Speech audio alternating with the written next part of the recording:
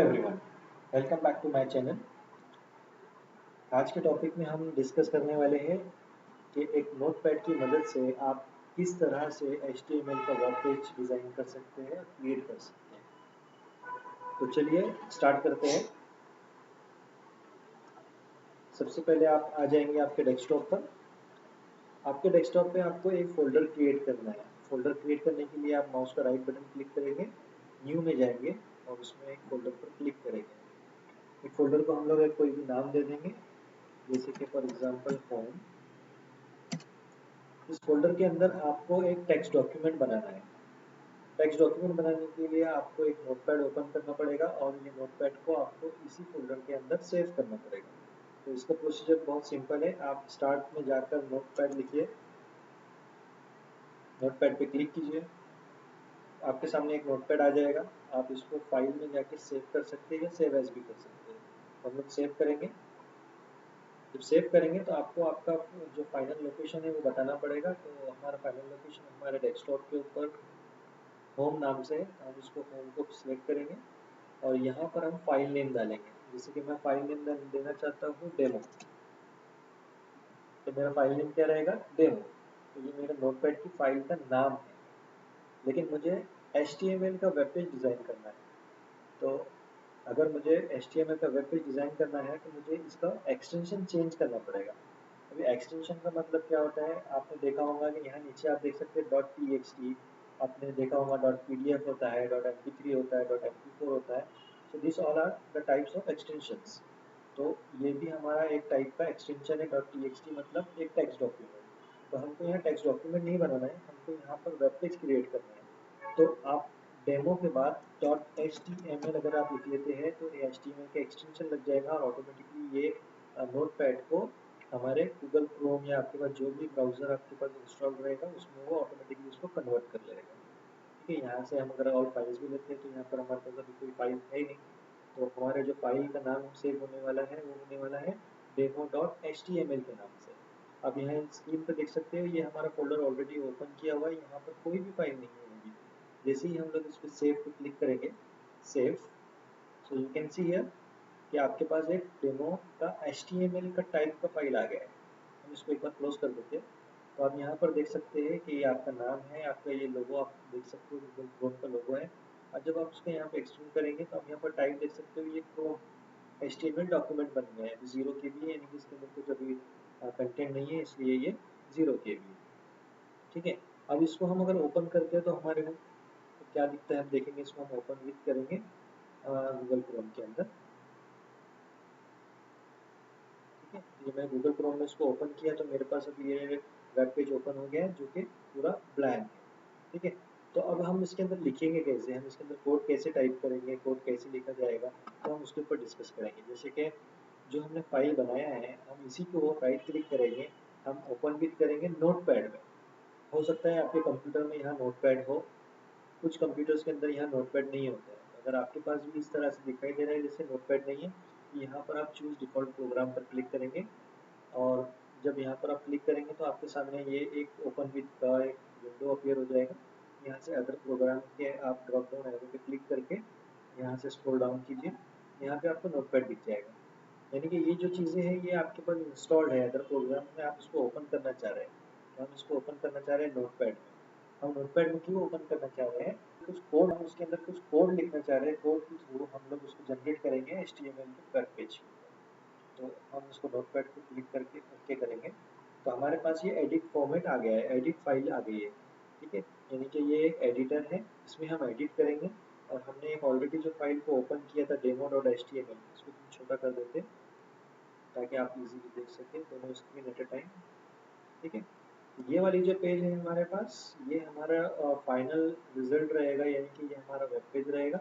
और ये हमारा है यहाँ पर एक नोटपैड। इस नोटपैड में हम लोग जो भी लिखेंगे और इसके ऊपर रिफ्लेक्ट होगा। ये कैसे रिफ्लेक्ट होता है आप इसको एक बार गौर से देखिए। सबसे पहले आपको कुछ टैग्स होते हैं जो आपको समझना पड़ेगा। आप मेरा पिछला वीडियो देख सकते हैं जिसमें मैंने टैग्स के बारे में भी डिस्कस किया था पहले। तो आपको सबसे पहले HTML लिखना पड़ेगा, जैसे कि हमने डिस्कस किया है, सेशन में भी डिस्कस किया था। कि जो भी कंटेंट, जो भी टैग, जो भी एलिमेंट्स हम यहाँ पर इस्तेमाल कर रहे हैं तो उसका एक ओपन और क्लोज कंटेनर होता है। ठीक है, तो ये हमारा एक कंटेनर हो गया है। कंटेनर के अंदर ही हम लोग कुछ भी मटेरियल लिखेंगे तो वो ऑटोमेटिकली रिफ्लेक्ट होगा हमारे वेब पेज के ऊपर। जैसे कि मैं चाहता हूँ कि मेरा एक कोई हेडिंग हो, तो हमने इसमें भी बात किया था कि हेडिंग H1 होता है, H2 होता है, H3 होता है, H4 होता है, H5 होता है, H6 होता है। ये हेडिंग के कुछ साइजेस होते हैं। तो H1 जो होता है ये सबसे बिगेस्ट फॉन्ट होता है वेब पेज के ऊपर। तो हम उसको कंटेनर के अंदर ओपन कर देंगे H1 के नाम से, और हम यहाँ लिखेंगे फॉर एग्जांपल स्मार्ट स्कूल। ठीक है, ये हमारे चैनल का नाम हम यहाँ पर लिख देते हैं, और हम इसको कंटेनर को क्लोज करेंगे द सेम टैग। ठीक है, बट ओपन एंड क्लोज में जो डिफरेंस होता है वो होता है एक स्लैश का। यानी कि ये जो आप स्लैश यहाँ पर यूज कर रहे हैं, इसका मतलब होता है कि ये आपने कंटेनर को यहाँ पर ओपन किया और यहाँ पर क्लोज किया। ठीक है, तो एग्जांपल के लिए अभी हमने सिर्फ एक छोटा सा हेडिंग डाला है जिसमें H1 और स्मार्ट स्कूल लिखा गया है। अब हम इसको क्या करते हैं, सेव करते हैं। फाइल में जाके आप सेव कर सकते हैं, या आप शॉर्टकट कंट्रोल एस भी प्रेस कर सकते हैं। बट अभी तो यहाँ पर कुछ रिफ्लेक्ट हुआ नहीं है। ठीक है, तो ये रिफ्लेक्ट कब होगा, जब हम यहाँ पर वेब पेज पे जाके इसको राइट क्लिक करके रिलोड करेंगे, या यहाँ पर रिफ्रेश का ऑप्शन है, आप इस पर भी क्लिक कर सकते हैं, या आप कीबोर्ड में से F5 भी प्रेस कर सकते हो। इट इज अ शॉर्टकट की फॉर रिफ्रेश और रिलोड। ठीक है, तो हम बेसिक राइट क्लिक करके रिलोड करेंगे। जैसे हम रिलोड करेंगे तो हमने जो भी यहाँ पर लिखा है तो ये ऑटोमेटिकली इसके ऊपर रिफ्लेक्ट हो जाएगा। Let's see, right click, reload. जैसे कि आप देख सकते हैं हमारा आउटपुट प्रॉपरली यहाँ पर विजिबल है, यहाँ पर शो कर रहा है। तो जिस तरह से मैं वापस हम लोग एडिटर में आ जाते हैं। अब हमको कोई चीज़ को क्लोज नहीं करना है, हम ऐसे ही इसमें कोड डालेंगे, इसमें ही पे इसमें रिलोड करके हम चेक करते जाएंगे कि हमारा कोड प्रॉपरली वर्क कर रहा है या नहीं कर रहा है। ठीक है, अभी हम लोग कुछ और चीज़ लिखते हैं। जैसे कि हमने एक और एक टैग देखा था पैराग्राफ का। पैराग्राफ के लिए हम लोग लिखते हैं पी, और इसको हम क्लोज भी कर देते हैं पी के साथ। ठीक है, और इन बिटवीन हम लोग को एक पैराग्राफ टाइप करना है। ठीक है, अभी हमारे पास पैराग्राफ नहीं तो हम किसी चीज़ दूसरे कंटेंट का भी उठा सकते हैं। जैसे कि हमारे पास इसी में एक टैग खोलते हैं, यहाँ लिखते हैं डमी टेक्स्ट।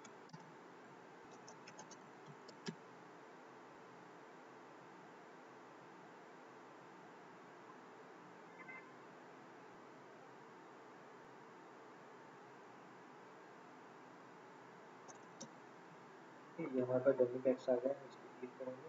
ऐसा हम इसलिए ले रहे हैं ताकि हम कुछ टाइप करने का जो हमारा टाइम लगेगा हमको टाइप करने के लिए, वो उससे बच सके। फॉर एग्जांपल हमारे पास ये कंटेंट है, हम इसको कॉपी कर लेते हैं यहाँ से यहाँ तक ले लेते हैं। इसको हमने कंट्रोल सी कॉपी किया, यहाँ पर आके पैराग्राफ के दोनों कंटेनर के बीच में, तो ये हमारा यहाँ पर एक पैराग्राफ भी आ गया है। इसको क्लोज कर देते हैं, और अभी हम वापस से इसको सेव कर देते हैं। कंट्रोल एस प्रेस कर दो, आप फाइल में जाके सेव भी कर सकते हो। और यहाँ जाने के बाद आपको वापस से राइट क्लिक करके रिलोड करना पड़ेगा। अब आप यहाँ चेंजेस देख सकते हैं कि हमने एक पहले हेडिंग बनाया और हमने एक पैराग्राफ इसके अंदर डाला है। तो ये पैराग्राफ यहाँ पर आपके सामने है। यहाँ पर नोटपैड में आपको जितना बोल्ड और अलग अलग फॉन्ट स्टाइल में दिख रहा है, ये ऐसे सेम टू सेम यहाँ रिफ्लेक्ट नहीं होता है। ठीक है, हर एक चीज़ के लिए आपको एक कोड अप्लाई करना है जिसको हम टैग बोलते हैं। वो हर एक चीज़ के लिए आपको टैग अप्लाई करना है। फॉर एग्जांपल, अगर मैं इसके अंदर से कुछ एक वर्ड है जो मैं हाईलाइट करना चाहता हूँ, जिसको बोल्ड करके शो करना चाहता हूँ, जैसे कि फॉर एग्जांपल मैं यहाँ पर प्रिंटिंग, ये जो ऑप्शन है प्रिंटिंग एंड टाइप सेटिंग। ठीक है, ये दो वर्ड को मैं थोड़ा सा बोल्ड करना चाहता हूँ। तो बोल्ड के लिए हम यहाँ पर कंटेनर यूज कर सकते हैं या टैग यूज कर सकते हैं बी का। जैसे कि यहाँ पर हम टेक्स्ट में आएंगे, यहाँ पर हम वो वर्ड ढूंढेंगे, यहाँ है। तो उसके स्टार्टिंग में आप वापस ब्रैकेट में आप बी लिख दीजिए, बी फॉर बोल्ड, और उसको क्लोज भी करना पड़ेगा आपको। कहाँ तक बोल्ड करना है, स्लैश के साथ बी करेंगे और सेव करके इस पे जाके राइट क्लिक करके रिलोड करेंगे। जैसे हम रिलोड करेंगे, जो भी आपको कंटेंट, जो भी टैग, जो भी वर्ड, जो भी अल्फाबेट, जो भी नंबर आपको हाईलाइट करना है, बोल्ड करना है, तो आप ये टैग यूज करके यहाँ पर बोल्ड कर सकते हैं। तो आप आपके सामने देख सकते हैं कि यहाँ पर ये आ गया है। ठीक है, ये तो हो गया नॉर्मल सिंपल कंटेंट है। अगर आप कोई चीज़ को अंडरलाइन करना चाहते हैं तो सेम आपको ऐसे ही करना चाहिए। फॉर एग्जांपल हम ये 1500 इसको हम लोग अंडरलाइन देना चाहते हैं, तो वापस आप यहाँ पर एडिटर में आ जाओ। यहाँ पर आपको लिखना पड़ेगा यू फॉर अंडरलाइन, और इसको क्लोज कहाँ पे करना है, कॉमा से पहले स्लैश यू ब्रैकेट क्लोज। इसको हम करेंगे कंट्रोल एस और फाइल में जाके सेव करो जो भी आपको करना है, जो भी कन्वेंट हो।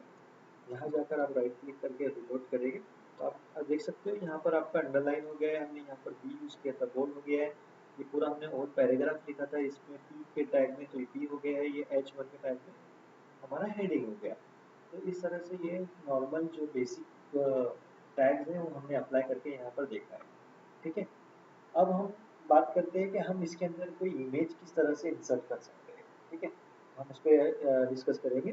तो अब अगर आपको कोई इमेज यहाँ पर इंसर्ट करना है तो सबसे पहले आपको वो इमेज आपके उसी फोल्डर में डालना पड़ेगा जो आपने सबसे पहले स्टार्टिंग में आपने डेस्कटॉप पे क्रिएट किए थे। जैसे कि मैंने पीछे आप देख सकते हैं कि मैंने इसको डेस्कटॉप पे होम नाम से एक फोल्डर क्रिएट किया था जिसमें मैंने एक नोटपैड की फाइल बनाया और उसको सेव करके मैंने .html में कन्वर्ट कर दिया। मैं क्या करूँगा, मुझे अगर जो भी इमेज मेरे HTML के वेब पेज के अंदर डालना है, सबसे पहले मैं वो इमेज को यहाँ पर पेस्ट करूँगा। तो मेरे पास फॉर एग्जांपल मेरे पास कुछ एक इमेज है, जैसे कि ये फुटबॉल की इमेज है। मैं इसको राइट क्लिक करके कॉपी कर लेता हूँ और जो मेरा फोल्डर है उसमें मैं पेस्ट कर देता हूँ। अब एक चीज़ हमेशा याद रखिए कि आपको जो भी रिसोर्सेज की ज़रूरत पड़ेगी आपको वेब पेज में डालने के लिए, तो आप उसको आपके एक फोल्डर में ही डाल डाल के रखा दिए। और उसका नाम जो आप देंगे तो वो भी आप सिंपल नाम दीजिए ताकि आप इजीली उसको डालकर आउटपुट पे ला सके या आपको आउटपुट शो कर सके। चलो वापस जाते हैं हम लोग हमारे एडिटर के ऊपर और सेकंड में उसके साथ साथ हम लोग खोल देंगे हमारा HTML का पेज। उससे पहले एक चीज़ आप याद रखिए, जो भी आपने फोटो यहाँ पर कॉपी पेस्ट किया है उसका नाम कैसा है, उसका नेम कैसे यहाँ लिखा हुआ है और उसका टाइप क्या है। ठीक है, ये दो चीज़ें बहुत इंपॉर्टेंट होती है इसके अंदर आपको जब डालते हैं आप, वो कैसे इंपॉर्टेंट होती है हम लोग यहाँ पर देखेंगे। तो जब भी आपको यहाँ पर इमेज कोई इंसर्ट करनी होती है तो आपको उसके लिए उसका टैग यूज करना पड़ता है जिसको बोलते हैं INGRSC।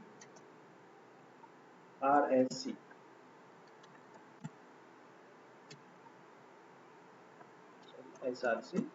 ठीक है, इसको क्लिक करने के बाद टाइप करने के बाद आप यहाँ इक्वल सिंबल डालेंगे, डबल इन्वर्टेड कॉमर्स के अंदर आप उसका लोकेशन देंगे, मतलब जहाँ पे भी आपकी वो फाइल सेव की गई है। तो लोकेशन तो हमारा सिंपल है, हम हमारे वही फोल्डर में काम कर रहे हैं। तो नॉर्मली मैं यहाँ पर लिख दूंगा home .jpg bracket close bracket close. Let's see अब क्या क्या होता है, हम ये चीज़ चेक करेंगे। अगर इतना भी अगर हम यहाँ पर कोड डालते हैं सही है गलत है क्या है, हम लोग चेक कर सकते हैं। फाइल में जाके सेव करेंगे, यहाँ जाके राइट क्लिक करके रीलोड करेंगे। तो अभी यहाँ पर कोई भी चीज़ का रिफ्लेक्शन नहीं आया। ये क्यों नहीं आया है? क्योंकि यहाँ पर हमने जो कोड डाला है ये नोटपैड को और HTML के साथ में कनेक्शन नहीं हो पा रहा है, यानी कि उसको समझ ही नहीं रहे हैं कि ये क्या चीज़ डाला है आप। ठीक है, तो इसको और अच्छे से समझते हैं हम लोग कि जैसे कि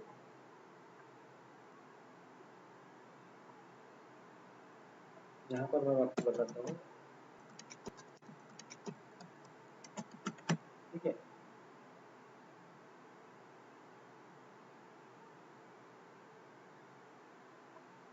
अगर आपको कोई भी इमेज डालना है, अगर आपको कोई भी फोटोज वगैरह आपको अपलोड करना है तो एक सर्टेन एक उसका साइज भी होता है, उसका एक लोकेशन भी होता है। जैसे कि फॉर एग्जांपल यहाँ पर आप एग्जांपल के लिए देख सकते हो कि कुछ इमेजेस यहाँ पर है वो अपलोड की गई है। तो जो पहले क्या डाला था SRC डाला था, लेकिन कैसा लिखा है हमने, छोटी सी मिस्टेक की वजह से हमारा क्या है ना ये वर्क नहीं कर रहा है। तो अगर हम ये दोनों के बीच में यहाँ पर अगर हम स्पेस दे देते हैं, यानी कि is equals to whatever your file name और whatever the type of your file. ये हो गया हमारा अभी image SRC is equals to home dot JPG. अभी होम मैंने होम डाला है। अब मुझे ये बताइए कि जैसे कि यहाँ पर मेरा तो होम एक फोल्डर है, अगर मैं यहाँ होम डॉट जेपीजी लिखूंगा तो उसको होम जो डॉट जेपीजी यहाँ पर कोई इमेज दिखाई दे रही है क्या? नहीं दिख रही है। तो यहाँ पर जो भी आपने इमेज डाला है, इमेज का जो भी आपका नाम यहाँ लिखा है वही नेम आपको यहाँ पर लिखना पड़ेगा। तो मेरा नाम यहाँ पर लिखा है कि इमेज का नाम images डॉट जेपीजी। तो मुझे ये प्रॉपर कंटेंट यहाँ पर टाइप करना पड़ेगा, प्रॉपर स्पेलिंग के साथ यहाँ पर डालना पड़ेगा। अब इसको हम करते हैं सेव। वापस हम आ जाते हैं हमारे HTML के पेज पे और इसको राइट क्लिक करके रीलोड करते हैं। अब देखिए आप, जब हमने एकदम प्रॉपर यहाँ पर कंटेंट टाइप किया, प्रॉपर उसको नाम बताया कि यही नाम की फाइल हम डालना चाह रहे हैं, तो उसने ऑटोमेटिकली ये यहाँ पर डाल दिया है। तो ये होता है कि आप इसके साथ साथ आप टेक्स्ट के साथ साथ आप इमेज भी कैसे इंसर्ट कर सकते हैं।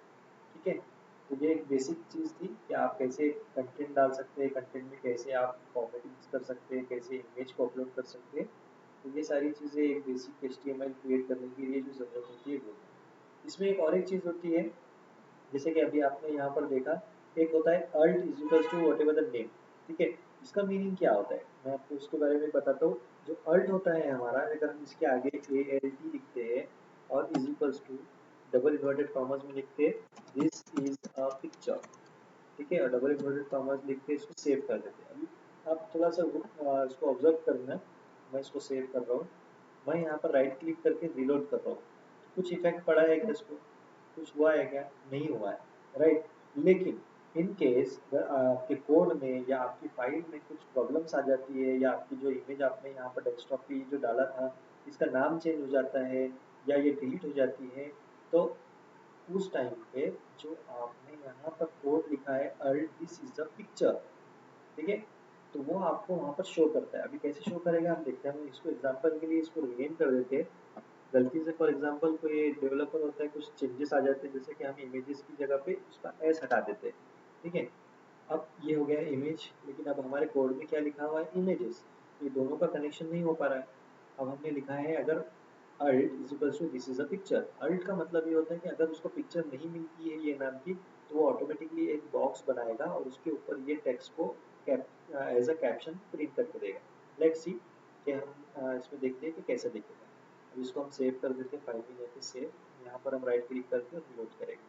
तो आप ये देख सकते हैं, देखो यहाँ पर क्या बताया है, एक पिक्चर है और यहाँ पर आप गौर से देखेंगे तो एक कट बोल के यहाँ पर आ गया है।